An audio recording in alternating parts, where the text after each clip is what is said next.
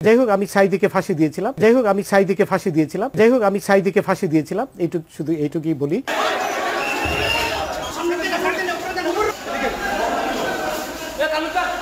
সময় আসবে এমন ইন্দুরের গর্ত অপমানা পালাবার জন্য, সময় আসবে এমন ইন্দুরের গর্ত অপমানা পালাবার জন্য, সময় আসবে এমন ইন্দুরের গর্ত অপমানা পালাবার জন্য। আপনি এই যে পালাইতেছেন কেন বলেন? কোথায় পালাইতেছি? কার বইয়ে? আর প্রশাসনের ভয়ে? প্রশাসনের বইয়ে তোমাদের পয়সা দিয়ে দেবো। আচ্ছা ঠিক আছে, ওই পয়সা আমি দেবো, আমার ভাই বোন দেবে, আমি দেবো। আমরা আমাদের পয়সার কোনো প্রয়োজন নেই, ঠিক আছে? আপনি যদি সেফটি মানে ফালতু লোক 2 টাকা একদম না, ফালতু লোক। আমি এই দেশে এত কষ্ট করে এসেছি কি বাংলাদেশে ফেরত দেওয়ার জন্য? জি না জি না। জানে না। আসসালামু আলাইকুম রহমতুল্লাহি ওয়া বারাকাতুহু। আলহামদুলিল্লাহি ওয়া কাফা ওয়া সালামুন আলা ইবাদিহিল্লাযিনা ইসতাফা, আম্মা বা'দ। সুপ্রিয় দর্শক শ্রোতা, আপনারা নিশ্চয়ই ইতোমধ্যেই জেনেছেন বাংলাদেশের স্মরণকালের সবচেয়ে বিতর্কিত সমালোচিত জুডিশিয়ারি একজন কিলার, সাবেক বিচারপতি শামসুদ্দিন চৌধুরী মানিক, তিনি সিলেটের বাংলাদেশ ভারত সীমান্ত দিয়ে পালিয়ে যাওয়ার সময় বিজিবির হাতে গ্রেপ্তার হয়েছেন এবং গ্রেপ্তারের সময় তার অবস্থা কতটা করুণ ছিল, তিনি কতটা অপমানিত লাঞ্ছিত হয়েছেন সেটা আপনারা গতকালকের ভিডিওতেই দেখেছেন এবং আপনারা এটাও লক্ষ্য করেছেন যে সারা জীবন তিনি বাংলাদেশের জনগণের সাথে প্রতারণা করেছেন। ঠিক পালিয়ে যাবার সময় তিনিও প্রতারকের খপ্পরে পড়েছেন। আপনারা দেখেছেন যে কতটা লাঞ্ছনা, কতটা গঞ্জনা, যে তিনি একটি জঙ্গলে, ভারতের একটি জঙ্গলে, তাকে যারা ভারতে পার করে দিতে চেয়েছিল, সিলেট সীমান্তের কিছু অসাধু লোক, তার মতোই অসাধু লোক, তাদের খপ্পরে পড়ে তিনি ভারতের সেই জঙ্গলে কলার পাতায় শুয়েছিলেন। উনি কলার পাতায় শুয়েছিলেন এই কারণে যে প্রতারকদের খপ্পরে তিনি পড়েছিলেন, তারা তার কাছ থেকে অ্যাবাউট 60 থেকে 70 লাখ টাকা, তার phone, debit card, credit card, তার 2 পাসপোর্ট, মানে ব্রিটিশ পাসপোর্ট এবং বাংলাদেশি পাসপোর্ট, সব কিছু ছিনিয়ে নিয়ে মারধর করে ওখানে রেখে যায়। এরপরে তাকে বিজিবি আটক করে। যাই হোক, অবশেষে বিজিবির হেফাজতেই তিনি ছিলেন। আজকে সিলেটের আদালতে তাকে তোলা হয়। তোলার সময় তিনি আবার গণধুলাইয়ের শিকার হয়েছিলেন। চলুন আমরা সেই গণধুলাইয়ের কিছু চিত্র দেখাই, যদিও সব দেখাতে পারবো না, কারণ ইউটিউবের কিছু কমিউনিটি গাইডলাইন আছে। এই মারধর করা, মারামারি, এই ভিডিওগুলো অনেক সময় কমিউনিটি গাইডলাইন আসলে চ্যানেলের উপর ক্ষতি হয়। এই জন্য আমি পুরোপুরি দেখাতে পারবো না, কিছু অংশ আপনাদেরকে দেখাবো।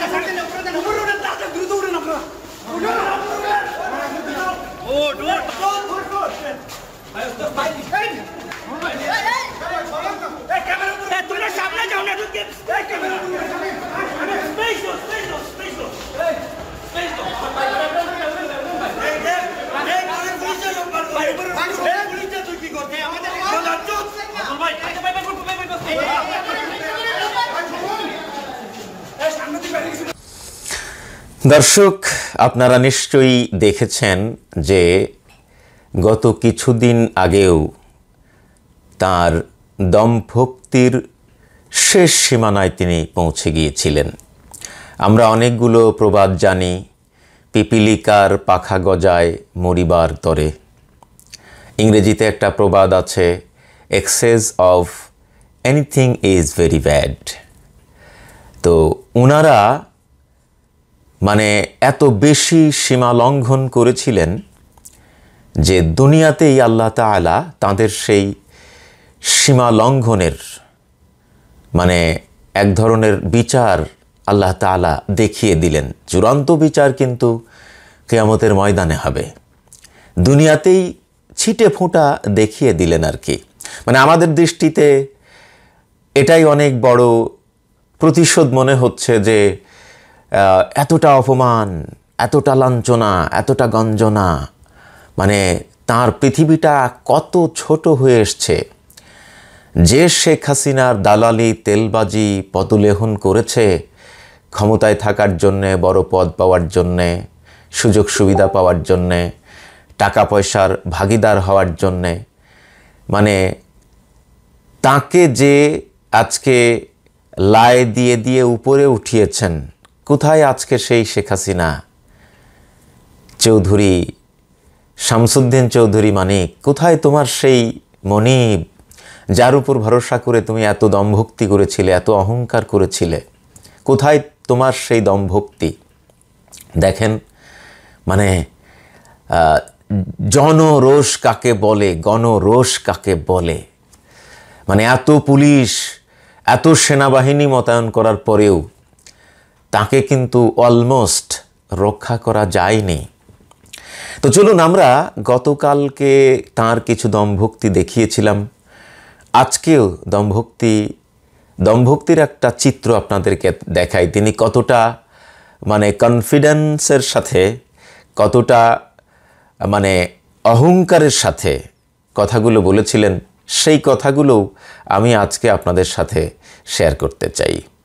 আমি গর্বের সাথে বলতে চাই যে এই এনায়েতুল্লাহ আব্বাসের মতন একজন ধান্দাবাজ পীর, সে নিশ্চিতভাবে রাজাকার। এনায়েতুল্লাহ আব্বাসী বলেন, চরমোনায় পীর বলেন, তারা সেই অর্থে সবাই রাজাকার, এবং এই ব্যাপারে আমার বিন্দুমাত্র দ্বিধা নেই তাদেরকে রাজাকার বলতে, তারা যেদিনই জন্মগ্রহণ করে থাকুক না কেন। এবং সাইদির ব্যাপারটাও এসছে, দেখুন আবার আজকে আমরা সাইদি প্রসঙ্গটা আলাপটা না করি। আচ্ছা, যাই হোক, আমি সাইদিকে ফাঁসি দিয়েছিলাম, শুধু এইটুকুই বলি। উনি গর্বের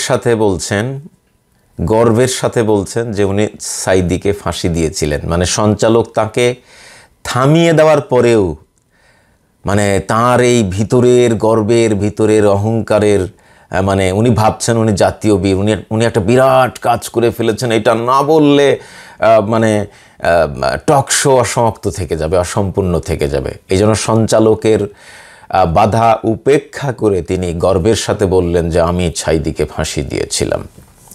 কোথায় আজকে শামসুদ্দিন চৌধুরী মানিক? আজকে তুমি কোথায়? আজকে তুমি কোথায়?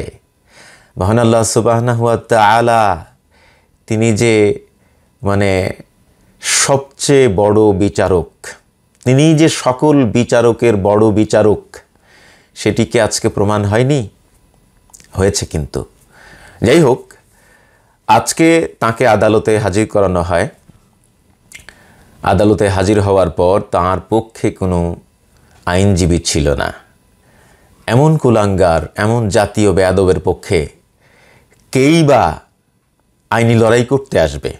কারণ সবারই মান সম্মান আছে, সবারই ইজ্জত আছে। আর তাছাড়াও তার দালাল, চাটুকর আইনজীবী যারা আছে, তারা এখন থাকলেও ঘাপটি মেরে আছে। তারা এই জাতীয় মামলার আইনজীবী কখনোই হইতে চাইবে না। আর পেশাদার আইনজীবী যারা, তারা তো মান সম্মানের ভয়েই তারা চিন্তা করবে, ভাই আমার টাকা পয়সার থেকে মান সম্মান বড়, এই কুলাঙ্গারের আইনজীবী আমি কেন হতে যাব? টাকা পয়সার আমার এত অভাব হয় নাই, বাড়িতে এমন না যে আমার চাল নাই।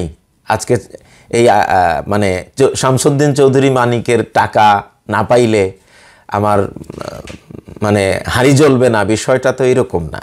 তো যাই হোক, অবশেষে আদালত তাকে জেল হাজতে প্রেরণের জন্য নির্দেশ দিয়েছে। তো যাই হোক, যেহেতু আজকের প্রসঙ্গটা মানে বিচারপতি শামসুদ্দিন চৌধুরী মানিকের প্রসঙ্গ আসলেই কিন্তু সাইদি সাহেব এসে যায়। অর্থাৎ বাংলায় কিছু সমার্থক শব্দ আছে এবং কিছু বিপরীত শব্দ আছে, যেমন ভালো এবং মন্দ।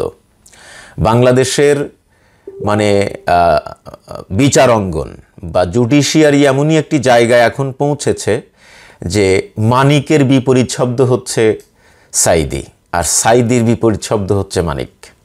তো যেহেতু প্রসঙ্গ সাইদি এবং মানিক, তো আল্লামা দেলওয়ার হুসাইন সাঈদী রাহিমাহুল্লাহর আজ থেকে ৩০-৩৫ বছর আগের করা সেই ভবিষ্যৎবাণীটা আমরা আবার আপনাদেরকে একটু শোনাতে চাই।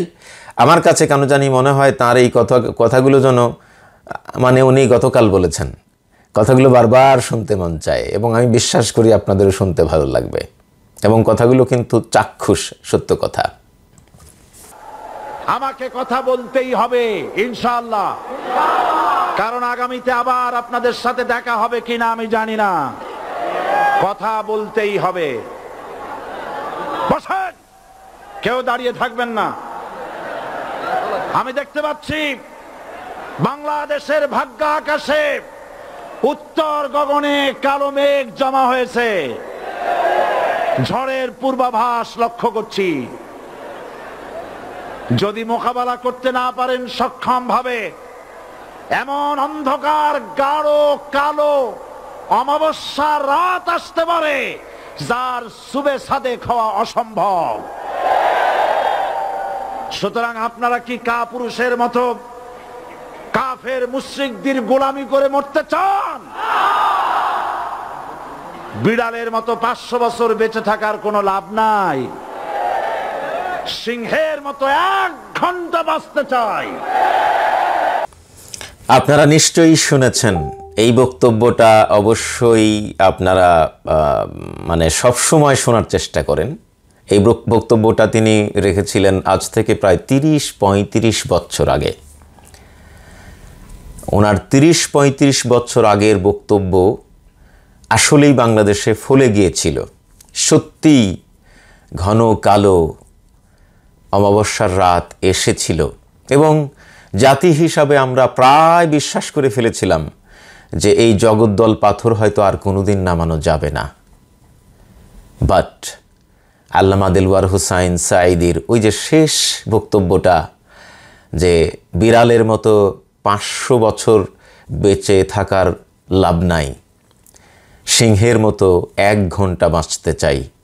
তো সেই যারা সিংহের মতো 1 ঘন্টা বাঁচতে চান তারাই অবশেষে আমাদের দেশের সেই ঘন কালো অমাবস্যার রাত অতিক্রম করতে পেরেছে এবং আমাদের দেশটাকে ফ্যাসিস্ট মুক্ত করতে সক্ষম হয়েছে। পাশাপাশি আমরা যারা অনলাইনে একটা লম্বা সময়, 1 যুগেরও বেশি সময় ধরে সংগ্রাম করেছি, আপনারাও অনেকেই হতাশা ব্যক্ত করেছেন, নায়েব ভাই এই যে বক বক বক বক বক বক বক বক করছেন, লাভ কি? পরিবর্তনের তো কোনো ছিটে ফোঁটাও দেখতে পাচ্ছি না। তো এই বক বক করে শুধু সময়ের অপচয় এবং এনার্জি ক্ষয় করা, এরকম কথা আপনারা বহু মানুষ বলেছেন। আজকে সেই মানুষগুলোই বলছেন, নায়েব ভাই আপনাদের সংগ্রাম সফল হয়েছে। আমাদেরকে অনেকেই বিজয়ী বীর বানিয়ে দিচ্ছেন। যাই হোক, আমরা কেউ ক্রেডিট নিতে চাই না। শুধু এতটুকু শেষে বলে আমার আলোচনা শেষ করতে চাই যে সাবেক বিচারপতি শামসুদ্দিন চৌধুরী মানিক যতটা অপমানিত, লাঞ্ছিত হয়ে ভারত বাংলাদেশ সীমান্ত থেকে বিজিবির হাতে গ্রেপ্তার হয়ে আজকে জেল হাজতে আছেন, তার সাথে কিন্তু আমাদের বোঝাপড়া সিকিভাগও পূর্ণ হয়নি। আমরা তার সাথে আমাদের বোঝাপড়ার 16 আনা পূর্ণ করতে চাই। এই জন্য আমাদের বৈষম্য বিরোধী ছাত্র আন্দোলনের সমন্বয়ক যারা আছেন বাংলাদেশের জাতীয় শত্রু যারা এখন জেলখানায় আছেন, জাতীয় বিয়াদব, জাতীয় কুলাঙ্গার, জাতীয় স্বৈরাচার, জাতীয় শত্রু যারা আজকে জেলখানায় আছেন এবং ভবিষ্যতেও জেলখানায় প্রবেশ করবেন, তাদের বিচার যেন সুষ্ঠু হয়, তারা যেন দৃষ্টান্তমূলক শাস্তি পায়, এটা আমাদেরকে নিশ্চিত করতে হবে। এই আহ্বান রেখেই আমার আজকের আলোচনা শেষ করছি। ওয়াসসালামু আলাইকুম ওয়া রাহমাতুল্লাহি ওয়া বারাকাতুহু।